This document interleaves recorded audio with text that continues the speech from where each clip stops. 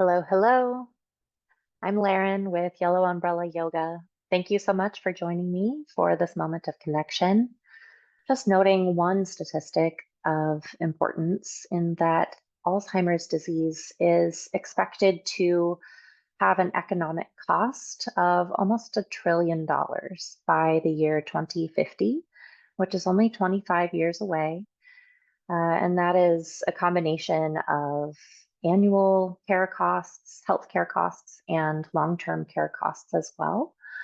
I invite you and encourage you to go to alzheimersprevention.org to learn more about the many statistics available now through recent studies and projections, as well as far as history and anticipated future for Alzheimer's disease in the United States and globally. And I bring this to our attention just to bring value to the subject material at hand. And also I bring a note of hope, which came from my training as well, which is that there are things we can do about it. So as we say with a mudra, a gesture of no fear, have no fear, which sometimes means we make space for the fear and we cling to the hope. And as Bob Ross, the North American painter, says, anything you are willing to practice, you can do. And so I'm here to offer a very helpful point of practice from ARPF, as mentioned before. And that is a meditation technique that is called Kirtan Kriya. And the reason I'm excited to share this technique with you is that it has been studied extensively by the Alzheimer's Research and Prevention Foundation and has been found very effective in a number of ways for helping prevent Alzheimer's. One point that stood out to me is that this practice has shown in studies and on brain scans that are available at the referenced resource aforementioned, that it activates the part of the brain that is kind of first to go in terms of memory loss if and when that comes into play later in life or at any point in life. And so, as Bob Ross says, if you're willing to practice, you can do it. And so this is a very safe practice. SAFE is an acronym here in that Kirtan Kriya is safe in that there are no side effects associated with it, no negative side effects associated with it. It's accessible. Anybody can do this. It is free. It does not cost you anything to do this. And it is effective. Kirtan Kriya is multimodal in its meditation approach. I'll remind you that in order to meditate, there are 4 simple facets to setting oneself up for success. We first make it comfortable. In some ways, that makes it approachable, something we're likely to do again. We try to make it quiet. We limit distractions as much as possible, knowing that there will be distractions, of course, too. We bring a tool along, or we choose a tool or more than one tool to help with the practice, to reinforce the practice, and again, make it approachable. And lastly, we bring a positive attitude. We bring an intention, perhaps in a yoga context, to the practice as well. So I invite you to consider those things as I go through the different tools involved in the practice of Kirtan Kriya for meditation.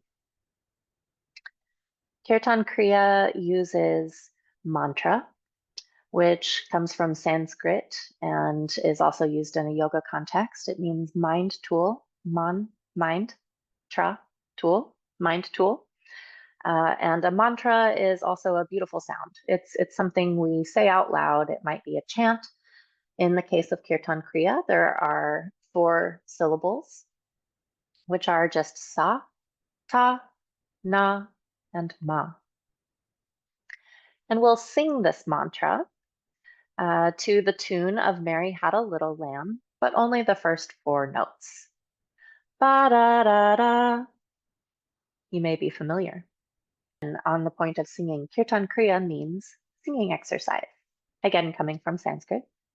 So do with that what you will. I like to know, so there you have it. Now you can know.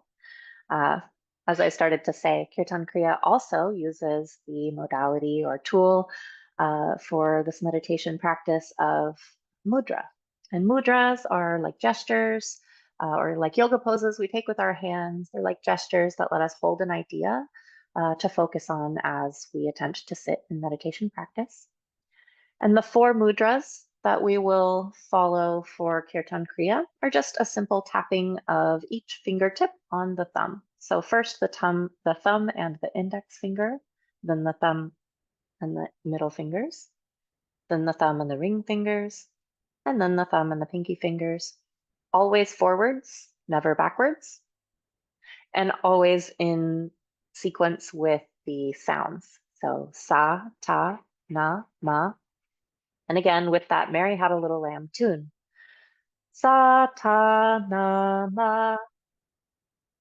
Sa, ta, na, ma. Okay? But wait, there's more. One more tool if you choose to incorporate it, or maybe with practice, you layer these on. There's an element of visualization for Kirtan Kriya as well.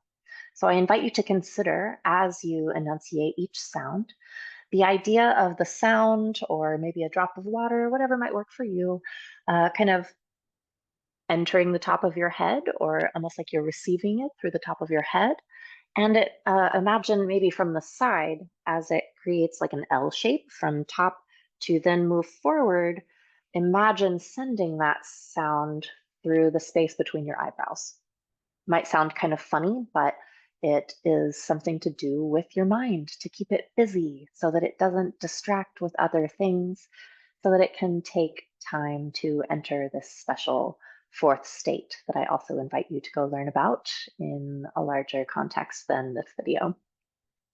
So we sing in Kirtan Kriya 4 syllables, sa, ta, na, ma, to the tune of the first part of Mary Had a Little Lamb, while connecting fingertips in sequence with the sounds and visualizing the sounds entering through the top of the skull, the noggin, the head, and then exiting maybe, or I like to think of reverberation like a sound wave does through the space that is sometimes called the 3rd eye.